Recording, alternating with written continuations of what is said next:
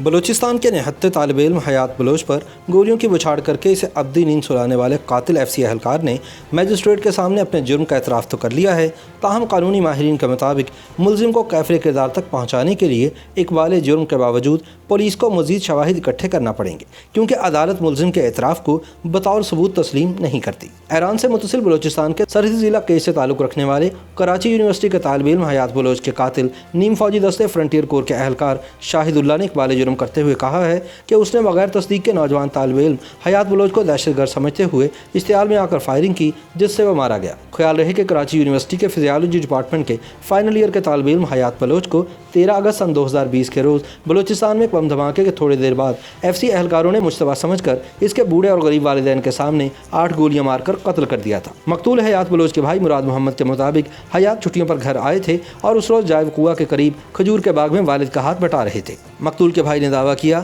کہ فرنٹیئر کور کے اہلکار ان کے باغ میں گھس آئے اور حیات بلوچ کو تھپڑ مارنے لگے اور بعد ازاں سڑک پر لا کر اس کے جسم میں 8 گولیاں اتار دیں، جس سے وہ موقع پر ہی دم توڑ گیا۔ اس دوران حیات بلوچ کے بوڑھے والدین ایف سی اہلکاروں سے اس کی زندگی کی بھیک مانگتے رہے، لیکن ظالموں نے ایک نہ سنی۔ ابتدائی طور پر حیات بلوچ کی ہلاکت کا مقدمہ ان کے بھائی محمد مراد کی مدعیت میں نامعلوم اہلکار کے خلاف درج کروایا گیا تھا، تاہم بعد ازاں ایف سی حکام نے گولی چلانے والے اہلکار شاہد اللہ کو پولیس کے حوالے کر دیا تھا اور ایس ایس پی تربت نجیب پندرانی کے مطابق انہیں وقوعے کے وقت موجود حیات بلوچ کے والد نے شناخت بھی کر لیا تھا۔ تربت پولیس کے مطابق ملزم کا 1 ہفتے کا جسمانی ریمانڈ ختم ہونے کے بعد اسے 19 اگست کے روز مقامی میجسٹریٹ کی عدالت میں پیش کیا گیا، جہاں ملزم نے دفعہ 164 کے تحت اپنا اعترافی بیان ریکارڈ کروایا ہے۔ بیان ریکارڈ کیے جانے کے بعد ملزم کو عدالت نے جوڈیشل ریمانڈ پر جیل بھیج دیا ہے۔ پولیس کا کہنا ہے کہ عدالت میں ملزم کے اعترافی بیان سے یہ مقدمہ مزید مضبوط ہو گیا ہے، تاہم قانونی ماہرین اس موقف سے اتفاق نہیں کرتے۔ خیال رہے کہ پاکستان میں میجسٹریٹ کے سامنے ریکارڈ کیے جانے والے بیان کو عدالتیں مقدمے کی سماعت کے دوران قبول کرتی ہیں،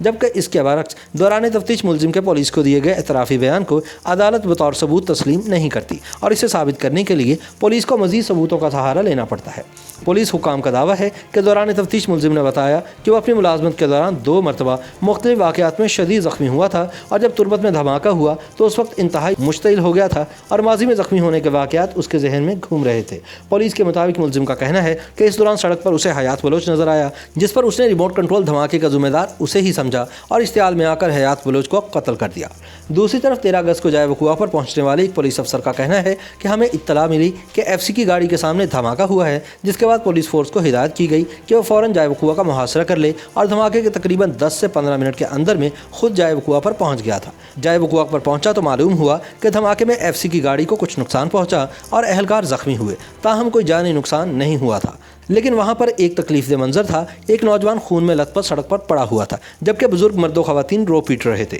یہ نوجوان حیات بلوچ اور بزرگ اس کے ماں باپ تھے۔ تربت میں کھجوروں کے باغات میں کام کرنے والے متعدد افراد حیات بلوچ کے قتل کے واقعے کے عینی شاہد ہیں اور ان میں سے ایک شخص نے اپنا نام ظاہر نہ کرنے کی شرط پر بتایا کہ وہ بھی حیات کی طرح اپنے والد کے ہمراہ باغ میں کام کر رہا تھا کہ اچانک دھماکہ ہوا، جس کے بعد ہر طرف دھواں پھیل گیا۔ جب دھواں کم ہوا تو دیکھا کہ ایف سی کی گاڑی کھڑی ہے جس کو کچھ نقصان پہنچا تھا۔ اتنے میں اس نے دیکھا کہ ایف سی کے شاید 2 یا 3 اہلکار حیات بلوچ کو پکڑ کر لا رہے ہیں، جبکہ اس کے پیچھے اس کے والد دوڑ رہے ہیں اور اس کے پیچھے حیات کی ماں دوڑتی اور چیخو پکار کرتی ہوئی آ رہی ہے۔ ابھی ہم صورتحال سمجھنے کی کوشش کر رہے تھے کہ فائرنگ کی آواز آئی اور حیات بلوچ زمین پر گر گیا۔ ایف سی اہلکاروں نے بندوقیں تانی ہوئی تھی، اس لیے کوئی بھی سڑک کی طرف نہیں جا رہا تھا اور حیات کے والدین کو بھی زمین پر گرے ہوئے ان کے بیٹے کی طرف جانے کی اجازت نہیں دی گئی تھی۔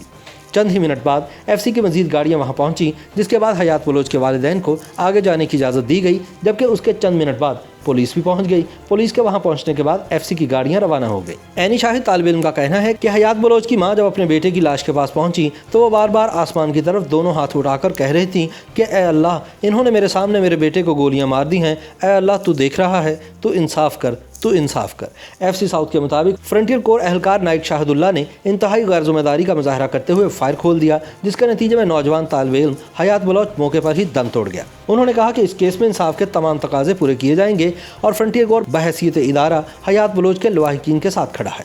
حیات بلوچ کے باہمانہ قتل پر جہاں مختلف سیاسی اور سماجی تنظیموں نے قاتلوں کو قانون کے کٹہرے میں لا کر قرار واقعی سزا دینے کا مطالبہ کیا ہے، وہیں ملکی تاریخ میں پہلی مرتبہ کسی وفاقی وزیر نے سیکیورٹی اہلکاروں کے ہاتھوں ایک بلوچی نوجوان کے باہمانہ قتل کو ناقابل قبول قرار دیتے ہوئے قاتلوں کو سخت سزا دینے کا مطالبہ کیا ہے۔ وفاقی وزیر برائے انسانی حقوق ڈاکٹر شیریں مزاری نے ایران سے متصل بلوچستان کے سرحدی ضلع کیچ کے کراچی یونیورسٹی کے طالب علم حیات بلوچ کے قاتل FC اہلکاروں کو قانون کے کٹہرے میں لانے اور قرار واقعی سزا دینے کی استدعا کی ہے۔ اب دیکھنا یہ ہے کہ حیات بلوچ کے قاتل فرنٹیئر کور کے اہلکار شاہد اللہ کو سزا ملتی ہے یا وہ بچ نکلتا ہے، جیسا کہ خدشات کا اظہار کیا جا رہا ہے۔